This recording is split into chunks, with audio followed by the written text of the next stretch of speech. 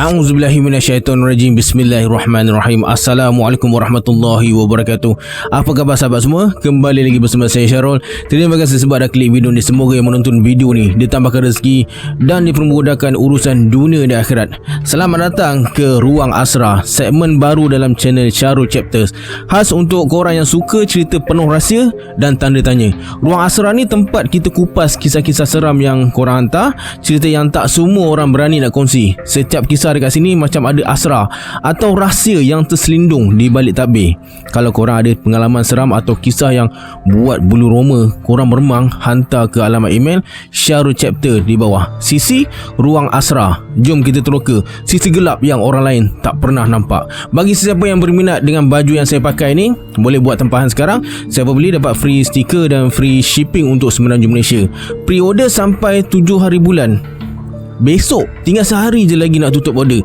Apa lagi, jomlah order. Link pembelian ada dekat pin komen. Jangan lupa subscribe, like dan komen dalam video ini supaya channel ini lebih berkembang lagi dan saya akan lebih bersemangat untuk buat konten-konten yang menarik pada masa akan datang.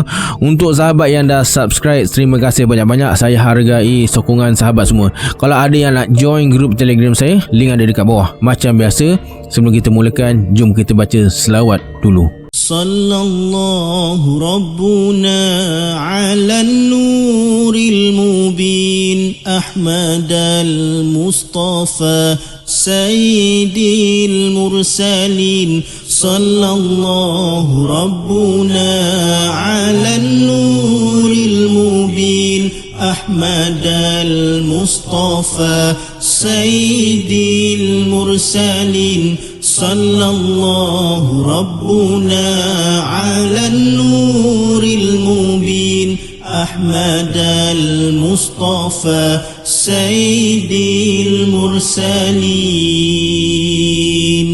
Tanpa buang masa lagi, jom let's jump to Rabak Serah.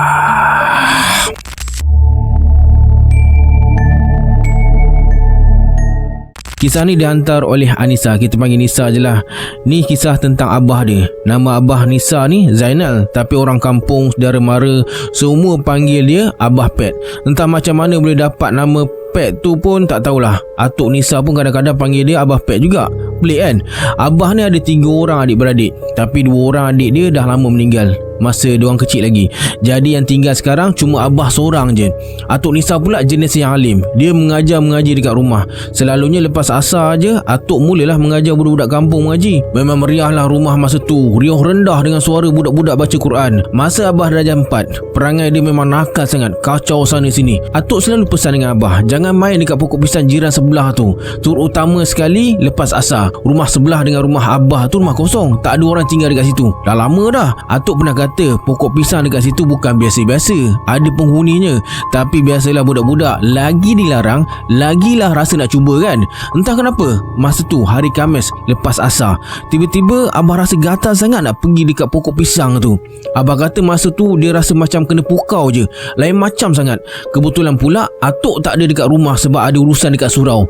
Abah memang tak ikut atuk ke surau. Konon-konon ada plan lah nak main dekat sungai dengan kawan-kawan dekat kawasan surau tu. Tapi entah macam mana, masa tu tiba-tiba abah rasa macam ada tarikan kuat nak pergi dekat pokok pisang tu juga. Walaupun dalam hati dah cuak, jantung berdebar-debar dan rasa takut kalau atuk tahu sasah nanti balik rumah kena sebat punya. Tapi abah degil. Dia pun jalan jugalah ke pokok pisang tu. Baru dia sampai dekat pokok pisang tu, abah terus tercium bau wangi macam bau bunga yang orang selalu tabur dekat kubur tu. Lepas dia terhidu bau tu, abah terdetik dalam hati, wangi betul, aku suka bau ni. Lepas dia cakap macam tu dalam hati, abah plan nak geraklah pergi rumah kawan dia, nak teruskan rancangan nak mandi sungai. Tapi masih dia pusing belakang, tiba-tiba je abah tak nampak rumah dan pokok pisang tu. Masa tu abah tak rasa takut langsung, malah dia rasa gembira pula sebab depan mata dia nampak sungai yang sangat cantik. Air jernih mengalir dan ada pondok tepi sungai. Dalam pondok tu ada orang tengah mengaji. Macam syahdu je suasana dekat situ. Abah pun jalanlah sikit nak tengok-tengok kawasan sekitar. Tiba-tiba ada orang pegang bahu abah. Dia toleh belakang. nampak ada seorang pakcik pakai baju putih, berserban dan bau dia sama macam bau wangi yang Abah hidu dekat pokok pisang tadi. Pakcik tu senyum sambil cakap, "Awak suka je bau pakcik?" Abah mengangguk dan pakcik tu pun tersenyum lagi. Lepas tu pakcik tu ajak Abah jalan-jalan dekat kampung dia. Cantik betul kampung tu, macam dalam mimpi. Semuanya nampak tenang dan indah je. Abah pun ikutlah pakcik tu tengok sekeliling, rasa kagum. Sampai dekat satu tempat, pakcik tu berhenti dan suruh Abah berhenti sekali. Lepas tu pakcik tu tanya lagi, "Kamu suka bau saya?" Abah angguk kepala, tanda setuju. Pakcik tu senyum sambil cakap lagi, "Kamu nak tinggal sini? Pakcik dan orang kampung sini pun suka kamu sebab kamu wangi sangat." Lepas tu Abah senyap je. Tiba-tiba dia teringat dekat mak ayah dia dekat rumah. Pakcik tu senyum pandang Abah dan cakap, "Kamu rindu mak ayah je?" Abah angguk kepala, tanda dia memang rindulah. Masa pakcik tu nak pegang tangan Abah, tiba-tiba Abah dengar suara atuk dan sayup-sayup suara azan berkumandang. Pakcik tu cuma senyum sikit dan sekelip mata terus hilang. Ting! Tempat yang cantik tadi berubah jadi gelap, sunyi. Dalam sayup-sayup, Abah dengar suara atuk panggil nama dia. Abah rasa sedih sangat sebab kampung yang indah tadi hilang macam tu je. Masa tengah rasa kehilangan tu, tiba-tiba atuk muncul, pegang tangan Abah dan tarik Abah keluar dari kebun Tok Bilal yang terletak dekat hujung kampung. Lepas atuk tarik tangan Abah keluar dari kebun, Abah terus tak sedarkan diri.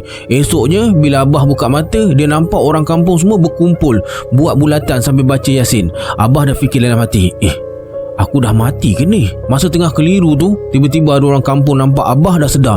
Terus dia panggil atuk dan nenek. Atuk dengan nenek apa lagi terus lari duduk sebelah Abah. Atuk pula tak tunggu lama dah, terus tarik telinga Abah sambil marah, "Kau ni degil betul kan?" Abah yang tak faham apa-apa masa tu cuma senyum je, nak elak kena marah lebih-lebih lagi. Lepas tu atuk bagi Abah minum air dan suruh rehat dulu. Atuk cakap esok pagi baru cerita semuanya. Besoknya atuk kejutkan Abah solat subuh sekali. Lepas solat, nenek dah siap-siapkan sarapan. Ada teh panas dengan mi goreng. Abah pun duduk makan sambil bersedia nak cerita semua yang berlaku semalam. Lepas dah habis makan, atuk ajak Abah ke ruang tamu dan suruh dia cerita semua yang berlaku. Abah pun mulalah cerita dari awal, dari dia pergi dekat pokok pisang tu. Tapi bila Abah sebut je tentang pokok pisang tu, atuk terus tarik telinga dia kuat-kuat. Abah pun merungut lah, "Kenapa tarik kuat sangat? Sakit lah." Atuk jawab, "Allah dah bagi telinga tu suruh dengar nasihat. Dah pesan jangan pergi sana kan?" Abah cuma senyum je, tak berani nak cakap apa-apa. Lepas tu atuk mula cerita apa yang sebenarnya terjadi pada Abah masa dia hilang semalam. Atuk cakap dekat Abah dia sebenarnya dah hilang 3 hari. Abah terkejut besar dengan benda tu. Tak sangka langsung sebab rasa macam sekejap je. Atuk sambung cerita lagi. Dia cakap mula-mula lepas asar tu dia tanya nenek, "Mana si Zainal pergi?" Nenek kata dia nampak Abah jalan ke surau. Jadi atuk pun pergilah cari dekat surau. Tapi bila sampai surau, tak ada pula Abah dekat situ. Atuk cuba tanya kawan-kawan Abah, cari dekat rumah diorang. Seorang pun tak tahu. Lama-lama nenek dah mula cemas, menangis sebab Abah satu-satunya anak yang tinggal. Atuk pun tak ada pilihan lain. Dia panggil orang kampung ramai-ramai tolong cari. Tapi tetap tak jumpa juga. Sampai pukul 12 tengah malam, orang kampung cari Abah tapi masih tak jumpa. Atuk pun kata dekat orang kampung, "Kita sambunglah cari esok pagi." Malam tu juga atuk solat tahajud dan buat istikharah, mohon petunjuk dari Allah. Esoknya diorang sambung lagi cari. Ketua kampung sempat cakap dekat atuk, "Baik buat report polis." Tapi atuk cakap, "Tak payah, saya rasa Zainal ni kena suruh dengan orang bunian." Lepas 1 hari penuh cari, tetap tak jumpa Abah. Nenek makin sedih, makin risau sebab dah 2 hari Abah hilang. Tapi atuk tenangkan nenek, suruh dia banyak berdoa sebab doa seorang ibu tu makbul. Waktu tengah borak-borak dengan nenek dan orang kampung, hati atuk tiba-tiba rasa macam tertarik ke arah pokok pisang jiran sebelah. Setiap kali atuk lalu situ, dia rasa kuat yang Abah mungkin main dekat situ kali terakhir sebelum hilang. Malam pun tiba, orang kampung semua berkumpul dekat surau, baca Yasin ramai-ramai dan doa supaya Abah dapat dijumpai.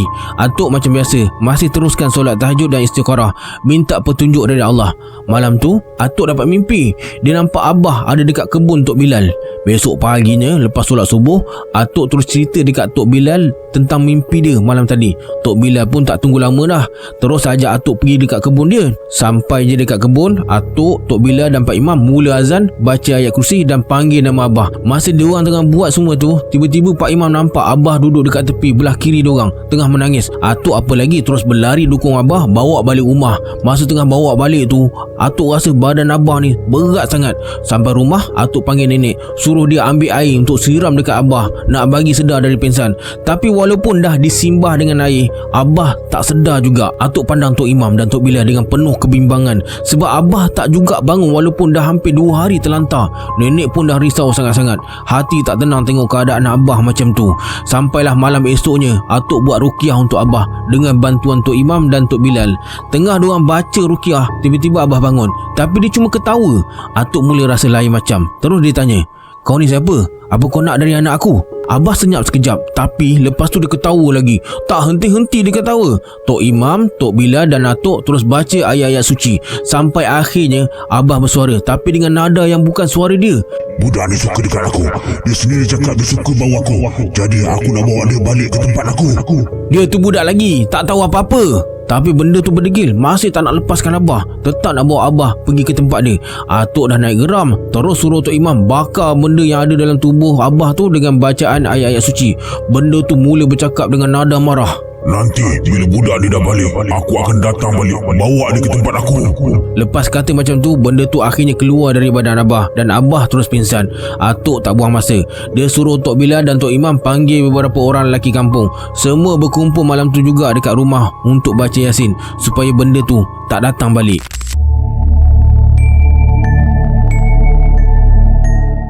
Cerita ni jadi pada tahun 2009. Tahun pertama Razman bertugas jadi jurulatih PLKN di satu kem yang boleh dikatakan terperosok jauh di pedalaman.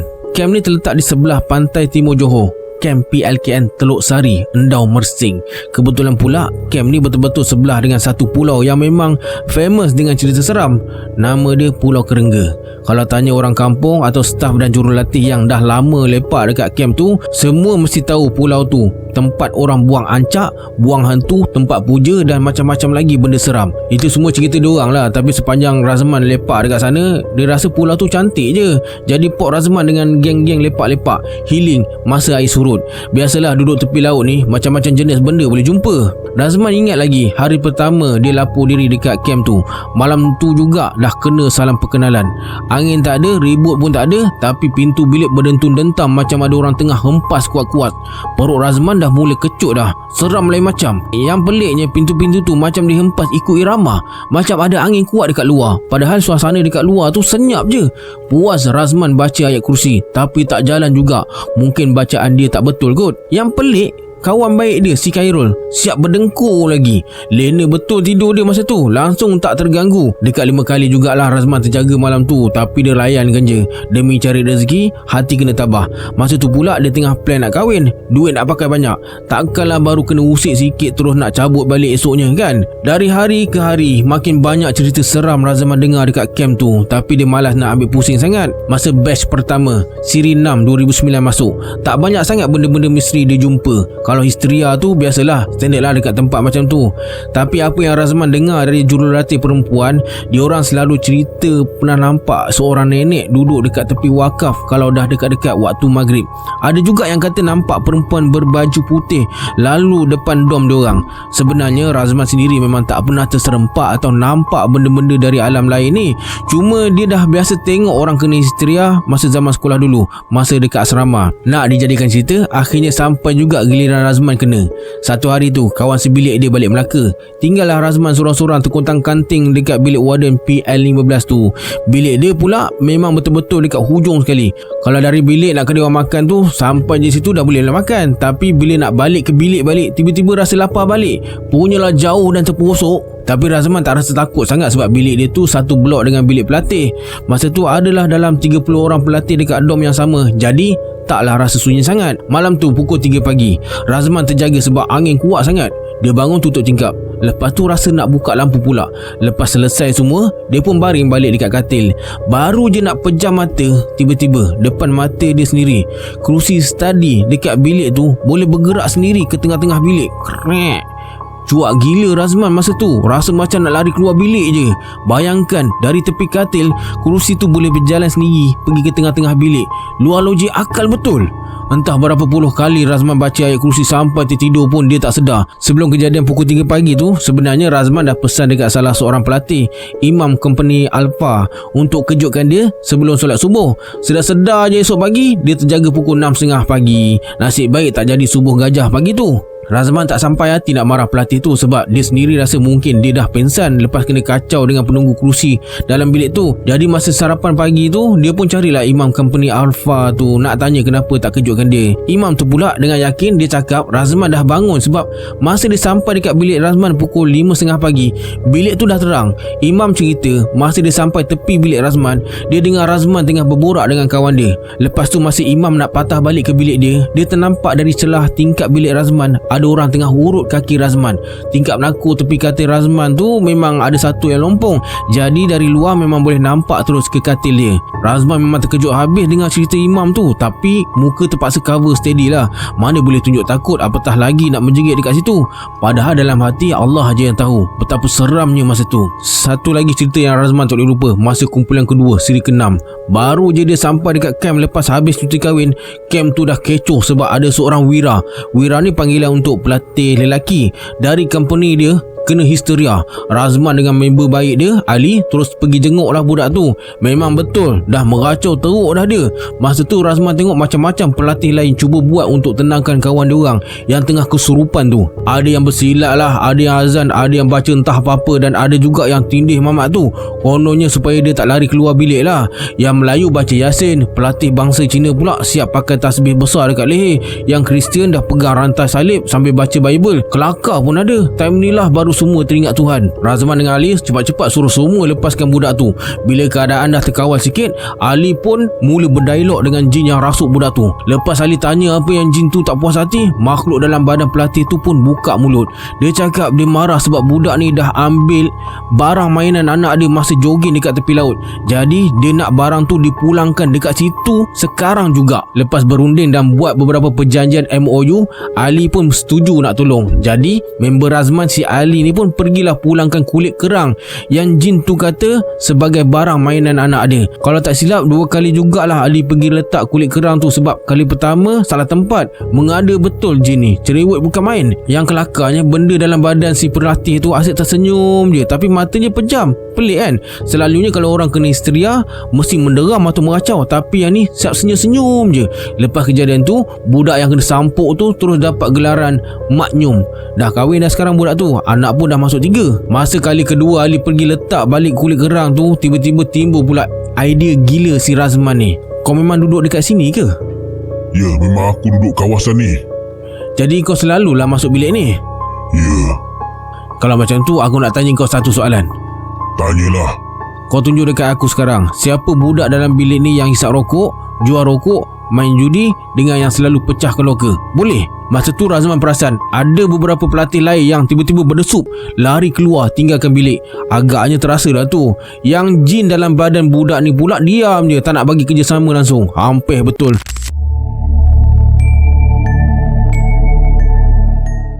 Kisah ni dikirim oleh Amy Fitri dari Kelantan, berlaku pada tahun 2012. Kisah ni pengalaman Amy sendiri yang pernah hilang di kawasan sungai dalam hutan di Kuala Krai, Kelantan. Sebelum kejadian tu berlaku, Amy dengan ibu dia plan nak pergi ke rumah arwah Hatuk naik bot sampan. Sebab rumah arwah Hatuk dia memang terletak dekat kawasan sungai dan hutan. Masa Amy tengah bawa bot sampan tu, tiba-tiba dia ternampak satu kelibat warna hitam bersisik dan bersayap, bentuk macam ular naga. Amy cuba fikir positif, mungkin tu cuma ular sawa besar je kot. Masa tengah bawa sampan tu, tiba-tiba bot yang mereka naik terasa macam dilanggar sesuatu dan dirempuh kuat. Sampai terbalik, mereka berdua, ibu dengan Amy, terjatuh dalam sungai. Masalahnya, mereka berdua memang tak tahu berenang dan ibu mula lemas. Amy cuba sedaya upaya nak selamatkan ibu dengan berpaut pada bot, tapi semua usaha tu sia-sia. Amy hanya mampu tengok ibu dia hanyut di bawah arus sungai. Makin lama makin jauh. Dalam keadaan pasrah, Amy tak nak kehilangan ibu. Akhirnya, dia sendiri pun tenggelam juga. Bila Amy tersedar, dia dah berada di satu kampung dengan seorang makcik dan anak perempuan ada dekat sebelah Amy. Alhamdulillah, Allah masih lagi beri kesempatan untuk dia hidup. Masa Amy tersedar tu, tak terfikir benda pelik langsung, cuma teringatkan ibu je. Amy terus menangis histeria sebab rasa kehilangan ibu masa tu. Makcik tu cuba pujuk Amy supaya jangan menangis. Dia cakap dalam dialek Kelantan, makcik dah rasa tak ada ibu, tak ada suami. Apa yang jadi ni, Allah nak uji kamu. Hidup kita dekat dunia ni cuma sementara dan kita semua akan hilang orang yang kita sayang. Rehatlah nak, makcik nak pergi cari kayu api untuk masak. Masa rehat tu, Amy pun tertidur. Bila tersedar, mata terasa gelap, dada macam ditekan kuat. Tapi boleh dengar suara pak saudara dengan kawan-kawan dia. Mata masih tak boleh buka lagi, macam buta. Tapi hati tetap bersyukur sebab dapat dengar suara ibu, abah dan adik-adik. Soalan yang terpendam dalam hati Amy sampai sekarang ialah, siapa sebenarnya makcik tu dan siapa yang hanyutkan ibu sampai selamat ke batang buluh, walaupun kawasan tu jarang ada batang buluh. Kata ibu, masa kejadian lemas tu, ibu sempat berpaut pada batang buluh dan diselamatkan oleh orang yang kebetulan lalu dekat tepi sungai. Ibu dan saudara mara pula dah cari Amy ni selama 2 hari. Walaupun Amy sendiri rasa hilang tu cuma sekejap je. Alhamdulillah, lepas sebulan dan lepas dapat rawatan Islam, mata Amy pun makin pulih. Syukur sangat dia beri peluang untuk kembali bersama keluarga tercinta.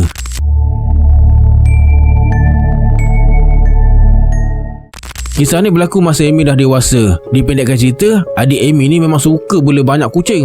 Satu malam tu, mereka sekeluarga tengah syok makan malam sambil berbual. Tiba-tiba terdengar bunyi kucing bergaduh dekat atas atap rumah. Adik Amy ni memang jenis sayang betul dengan kucing-kucing dia. Jadi malam tu juga dia sanggup panjat atap rumah guna tangga nak ambil kucing dia yang bergaduh tu. Masa adik Amy tengah cuba ambil kucing tu, tiba-tiba dia melompat dari atas atap sampai jatuh ke bawah. Nasib baik tak luka. Amy cepat-cepat pergi dekat adik, tengok keadaan dia. Dia menggigil ketakutan masa tu. Amy tanyalah adik dia kenapa, tapi dia senyap je. Lepas tu dia suruh Amy pula pergi panjat ambil kucing dia. Kesian punya pasal, Amy pun naiklah. Masa nak sampai dekat atas atap rumah tu, tiba-tiba Amy ternampak satu makhluk, muka hitam, berbungkus dengan kain putih. Sama-sama je, tak lain tak bukan, itulah pocong. Malam tu kecohlah mereka sekeluarga dekat rumah.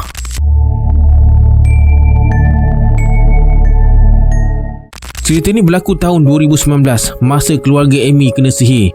Masa tu Amy dah pasrah sebab rasa macam mati suri. Tahu kan mati suri tu apa? Bagi yang tak tahu, istilah mati suri ni merujuk pada keadaan di mana seseorang nampak macam dah meninggal, jantung berhenti, tak bernafas, tapi sebenarnya dia belum mati betul-betul.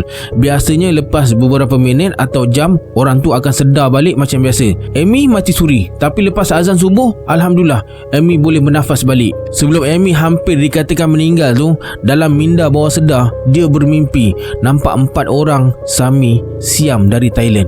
Diorang pakai kain oren dan tengah baca mentera. Salah seorang dari mereka ambil dan angkat kain yang Amy ingatkan kain biasa je. Rupa-rupanya mayat budak lelaki. 2 dari mereka angkat mayat budak lelaki tu, letak depan diorang, lepas tu baca mentera. Masa diorang tengah baca tu, Amy rasa takut sangat. Badan tak boleh bergerak langsung. Hanya selawat dan baca ayat kursi dalam hati je yang mampu buat masa tu. Sambil baca dalam hati, Amy tengok diorang bakar tubuh budak tu sampai keluar asap. Masa asap tu keluar, Amy rasa macam ada orang tarik jiwa dia naik ke atas. Rasa pasrah dah masa tu. Air mata dah mengalir. Teringatkan ibu, abah dan adik-adik. Lepas tu Amy nampak badan dia sendiri tengah terbaring dan banyak darah keluar. Amy terus berselawat. Tiba-tiba rasa macam dengar orang tengah mengaji dekat telinga. Dalam masa yang sama, nampak macam ada kilat warna putih memanah atas atap rumah. Masa tu Amy rasa lemas sangat. Tiba-tiba dia tersedar. Waktu tu azan subuh dan Amy tengok adik-beradik dia, ibu, ayah, semua ada dekat sisi. Terus peluk si Amy ni. Lepas Amy sedar, abah suruh sekeluarga kemas baju cepat-cepat, naik kereta dan bertolak balik ke kampung halaman dekat Kuala Kerai. Alhamdulillah selamat sampai. Tapi ada kejadian pelik jadi dalam bilik Amy. Kain tingkap bilik dia ada kesan terbakar. Nasib baik rumah tak terbakar. Dalam seminggu jugalah diorang tinggal dekat kampung untuk rawatan. Lepas seminggu dah okey sikit, diorang pun balik ke rumah. Tak lama lepas tu, Amy dapat berita dari kampung sebelah. Ada 3 orang Sami Siam meninggal dan salah seorang masih dirawat. Mungkin ada kaitan dengan apa yang berlaku pada Amy malam tu. Wallahu a'lam. Okey, sampai sini dulu kisah untuk hari ni. Sebelum berpisah, anggaplah kisah ni sebagai hiburan semata-mata. Janganlah terlalu mudah percaya. Hanya yang mengalaminya tahu akan kebenaran suatu kisah tu. Kita berjumpa di video akan datang. Saya Syahrul. Assalamualaikum. Adios.